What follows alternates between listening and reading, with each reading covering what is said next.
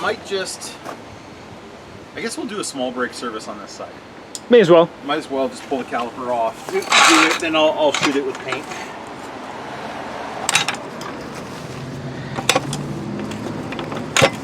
I won't go to the rocker panel, destroy the rubber pad on my thingy. I'll go to the floor on this side. All right, we look good here. Yeah. Second floor menswear. Do you want to get that bar I pulled out, Mark? I think it's sitting over there somewhere. Oh. Don't fall on me, bar. The big, thick bar. Ah, there it is. Yeah. Please don't fall on me, bar. Look at that, I'm jacking it up and I'm getting some water falling out of the frame. Oh, really? Yeah. Neato. I really do like this jack. I mean, you can throw an extra jack stand under here, but I really do like this. It's a really good feature that way. I just complained about it for 5 minutes, but it does have a neat, neat bit here. There we go. So if it decides to take, you know, hydraulics fail for whatever reason, it fails on the pin. So, all right, so now I'll go get my gun. Lug nuts are 21, guys, if you want to know, on the this Elantra Touring, 21.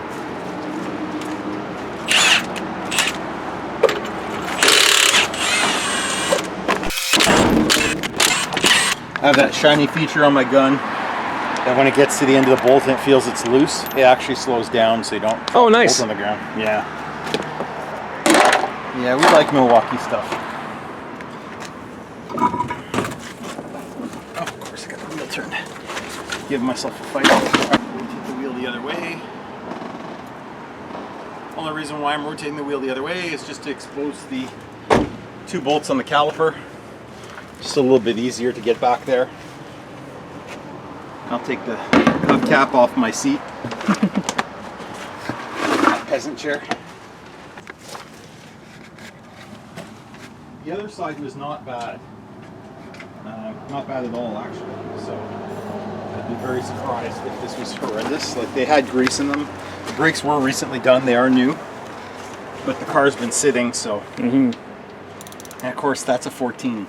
Use 12 everywhere. 12, 12, 12, 12, 12, 14. 14.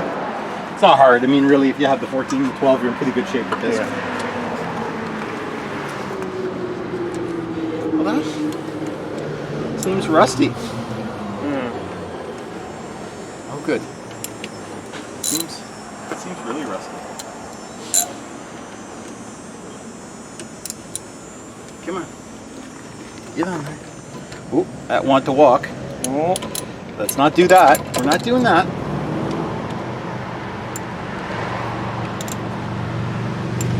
All right.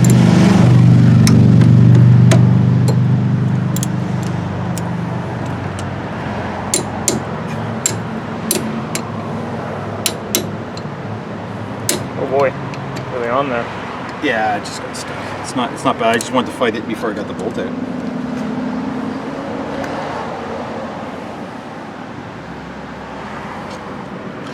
Not bad. Interesting. They have anti-seize on this bolt, which is wrong. Don't put anti-seize here. This is the wrong port for it. You want this to stay in. Okay. In fact, apply some C's if you have it. Yes. That's what, actually, this is a good application for blue Loctite as well. If you're not sure, blue Loctite your caliper bolts.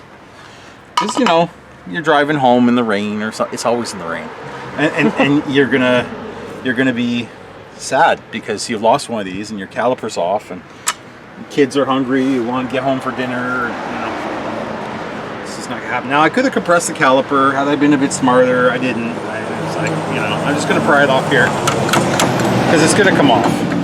I'll have to compress it a little bit to put it back on, but we're not going crazy. Now, you know, these springs, there's lots of brake pad here, tons. Like I said, brakes are new. So all we're going to do is we're going to throw some anti-seize just on the shims here, up here and up here, because that's where in Canada we like to collect the salt. That's where it, you know, if you ever need any for a sandwich, that's where we put it. And then we're going to take We're gonna take the caliper, we're gonna spray all this goodness in here. We're gonna get rid of all of that with black paint, and it'll look a little bit better. Will it be better? No, but it will look a lot better. So I'm gonna go ahead and get some anti-seize. There was no anti-seize on here clearly, but you know, we put the good stuff, we put the copper stuff on the bolt, but we don't put it on the edge of the pad. I don't know. I guess we're gonna find out why. We'll never know, really. It's a mystery.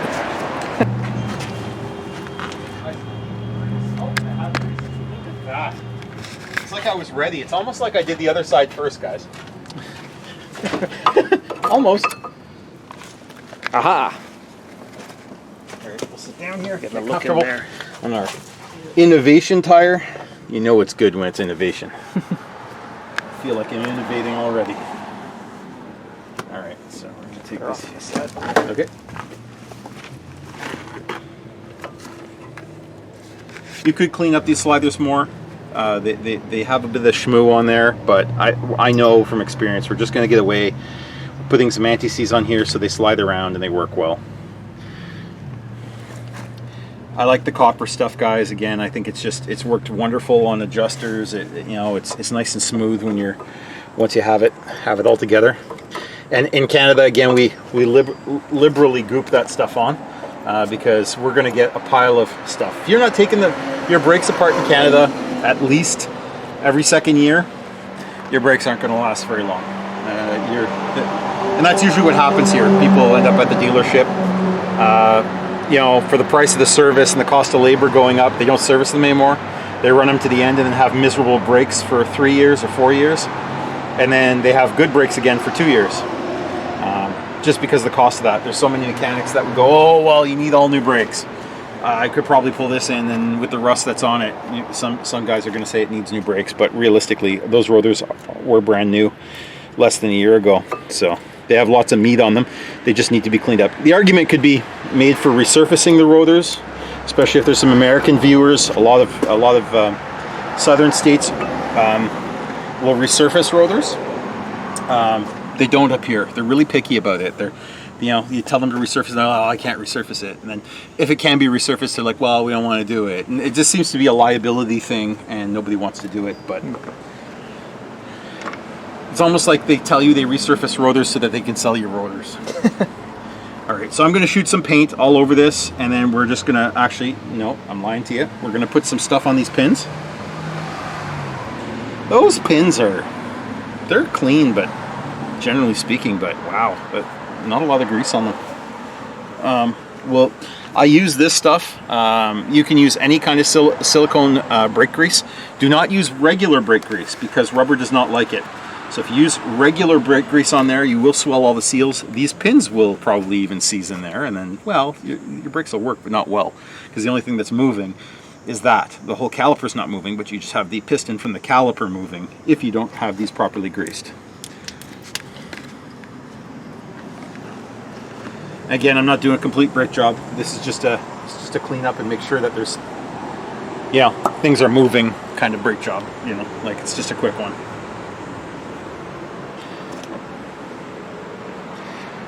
Comment down below, guys. But I like doing brakes. Like, I mean, I can spend the day doing brakes, cleaning all these brackets, painting everything, putting all new seals on, doing a Mercedes-Benz job, and it's a good job by the end. You guys just lube up the sliders and throw them back together, throw pads on them, good enough? Or do you guys go and replace a whole bunch of parts and clean things and paint stuff? Let me know. I'd be curious to see what other guys are doing. I'll just because there's some shmoo there. Gotta make it look pretty. See? Gorgeous. All right, so what I'm gonna do is I'm gonna protect my hand with a rag. It's not the proper way to paint things, but I'm gonna put that, I'm just gonna paint the underside of the caliper a little bit. I'm gonna smack it on, and then I'm gonna paint the rest of the side. If you ever find yourself compressing a caliper with the wrong tool, like this, just make sure you don't go and touch that seal. You break this seal, now, unless you're into rebuilding calipers, it's not the right thing to do. Just make sure you don't hit that seal. So, like, generally you try to grab the metal on the inside, and then you grab the cylinder on the outside, and just apply a little bit of pressure. Like, again, wrong tool. Use something else. Don't do what I'm doing. But all right, we go. It didn't have far to move, so 'cause there's lots of pad on this car. So there we go. I got that compressed. It's in, so it'll fit over these. And again, this moves out. So if you're ever trying to put your brakes back together after taking them apart and you haven't pushed this back in, they won't go back together. You have to get one of these and do it wrong, or you can get yourself, you know, you put a little C-clamp on this and C-clamp it in. You can buy a proper caliper compressor if you want to go crazy. And I've been doing this for 20 years and probably longer, and I've never needed one. But you can put a brake pad on there if you're worried about this seal. Put a brake pad on there. If you have a bigger pair of channel locks, lock it over the brake pad that you're not using anymore. Push it in. Don't push on your new brake pad. Push on the new brake pad. It's just not smart. Don't do it. Don't do it. It's bad. Don't recommend it. All right, so again, I'm sure there's a lot of painters out there that are gonna be like, what the hell? We're not, clearly guys, we're not going for a concourse grade restoration here. We're going for brakes that work on a budget build. So stay away from this seal with your paint. You know, rubber and paint doesn't go together. So all I'm doing really is I'm gonna hit the middle of the caliper a little bit, just to keep some rust off of it. Just, you know, don't do as I do, okay? All right. All right, and then we're just gonna go ahead and hit it, just so things are not brutally rusty. We like to hide it, you know. Just don't want to see it. We know it's there. It's an old car. It's an old car. It's there. Okay, I'm not gonna go crazy. We're just gonna not go crazy. I keep going. Okay, so we'll go ahead now and we'll put this caliper back on. And again, even with the wet paint, guys, we're not overly worried about it. That's not, I didn't put enough paint on there for it to, oh, nice. There you go. There you go, that's awesome. Well, pad isn't seized. No, no, that's how you get crap on your pads. And you make sure you use the same rag you were painting with. Okay. So just go ahead and put it back in. There's already lots of anti-seize on that slider. Come on, get in there. Get in there. It's not perfect, but it's good. We're gonna have really good brakes anyway, so.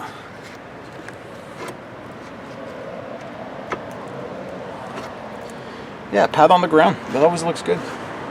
Wait till I do an engine, guys, and you can watch me drop a piston on the ground. That's always good. Hopefully I'll be a little bit more organized for that episode. Be a little less creative and organic.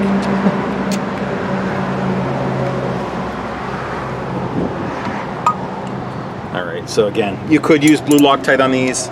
They don't require a lot. They're within 15 to 20 foot-pounds at the most. Do not go crazy reefing on these. You will break them. Unless, of course, some guy before you was nice enough to put a pile of anti-seize on them. Which shouldn't be there. Okay, that's it. That's all it needs. Just a little torque.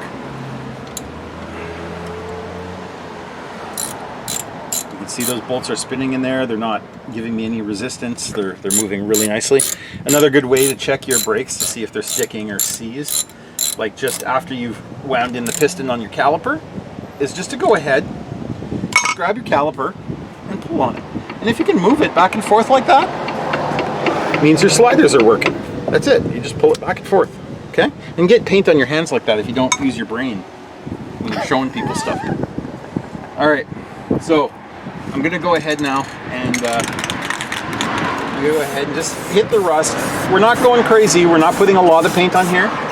It's just enough to say that we're covering some rust, just to make it not look like it's been sitting at the bottom of the ocean for its entire life. People look at, oh, you got new shocks. Yeah, man. Chris did a good job.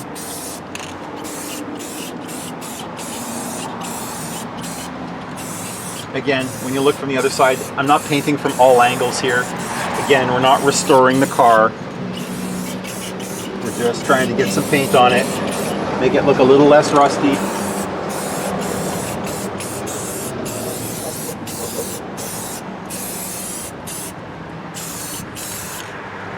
We'll turn that wheel straight in a second. I got a little bit on the brake line.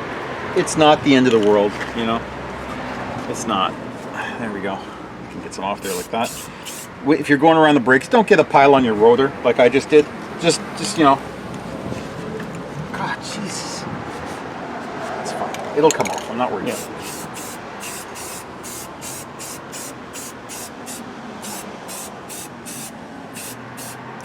Just, oh, see, there you go. Don't do that. Okay, guys, that was not good. I'll get some acetone and we'll take that off. It's not a big deal. It's gonna come off. What I did on the other side, because I was smarter a day ago, is I put the rag over it. There you go. Use a rag. It's nice. Stay away from your rubber bits. Stay away from your rotors. Just the parts that contact the friction surfaces. You don't want to get tons of paint on because it doesn't help it. It makes it a lot worse. Okay. There we go. I think I'm pretty happy with that. Mark, do you want to just jump and turn the wheel for a second, and then we'll come back to just painting the other side a little bit? Straight or the other side? Just go all the way the other way. All right.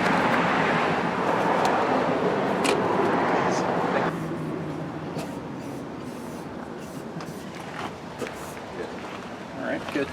I'm not going to go crazy with this brake shield because, well, you know, it's old and crusty, and you know, right now it's protecting the rotor from me with a can of spray paint, so I'm going to leave it there. And just want to get in there, and we're not going to see this. I guess, you know what, we could pay that a little bit of, you know. Oh yeah. Do your old rag trick. Yeah. We're not. I paint cars like a home painter, you know, like those guys who use tape, they always get laughed at by the pros because they just go and use their hand or a piece of tape just to block some paint or something. Not even a piece of tape, they just use like whatever they got, a piece of 2x4 just to stop the overspray and have a nice day. We don't have time for masking. Again, we're not hiding anything here, guys. I'm going to fully disclose that there was, you know, it's a Hyundai and it's rusty. But it'll be a nice one because it'll have a little bit of shine under here. It'll look like somebody cared. Okay, I say I'm not going to go crazy, but I feel it starting. So I'm going to stop because I can go all day with 4 cans of paint and make it really pretty. Yeah, well, that looks like $1 million compared to where we were. Yeah. We just want it to look nice, and it'll be a little less rusty next year because of that. You can see, even when there's a little bit of rust starting up, like on a place like this, it doesn't matter the color, just hit it. I would rather see the wrong color paint than rust. So, you know, unless you like the color of rust. I don't. There, good. Probably got a little bit on the rotor surface there. Yeah, okay. I'll go grab some acetone. All right. Pull it off.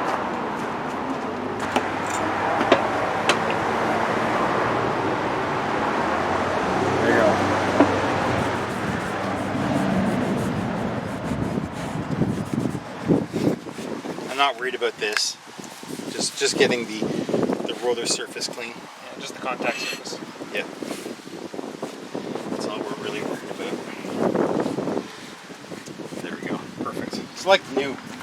But seriously, guys, nothing wrong with those brakes. Nothing wrong with the suspension on this car. Nothing wrong with the air conditioning. Yes. And so I'm happy about that. We're gonna stick a battery in here. Might even go get the battery today. Might even have time for that. Put a battery in here that fits nice. Make sure the negative is on this side when we get one. I'm not going to put an expensive battery in it. We're just going to put a battery that works. This thing starts with half a battery. I've been really impressed at how well it starts. It doesn't want to. Oh, so you haven't charged it since you did? Really? Now this battery's done. Like, I mean, it's got like swelling on the sides. Oh boy! And, like, I mean, it's done. It came out of a Jags that was stored for a while. It's done. So we're going to put, like, you know, decent battery back in there, and it's going to fire, and put this new terminal that was all corroded before. We're going to go ahead and put that back on our new battery, and we're going to be all set.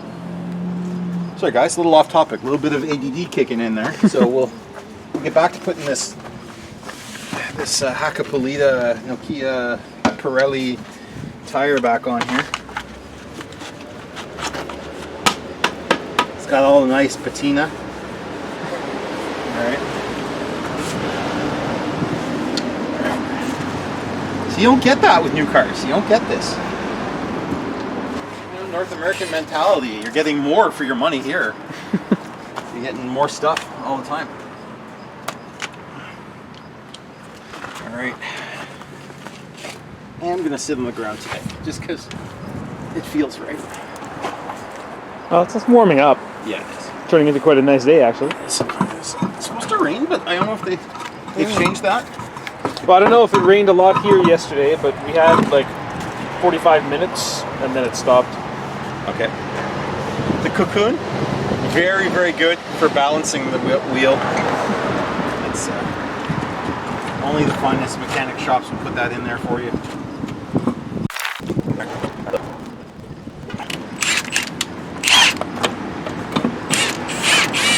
Okay, we're just, again, winding these on so that we're not going too tight here. Just doing a touchdown on all of them. That's it. Done. And it looks not rusty. So it is. But it doesn't look. Well, it's on the ground, and we're at the point where we need to talk about maybe doing the heater fan switch. Yes. But we're coming to the end real quick. Like, it's at the point where it's about detail time. Yeah. Which is my least favorite. There's a lot of guys on YouTube who are like, yay, detail time. Not the case for me. If I could pay somebody to do the detailing, if there's anybody here in Ottawa who's interested in doing some detailing on the cars I repair, by all means, comment down below. I will call you. And if it's reasonable, or you're just looking to get, interested in my peasant projects and buffing paint and doing all that, like shining windows, call me. Because it's not for me. All right. I like to get dirty, though. It's not the dirty thing. All right. So I think that's where we are, Mark. I think we got air conditioning working. We got throwing the tires back on this thing. I think we're at battery time. All right.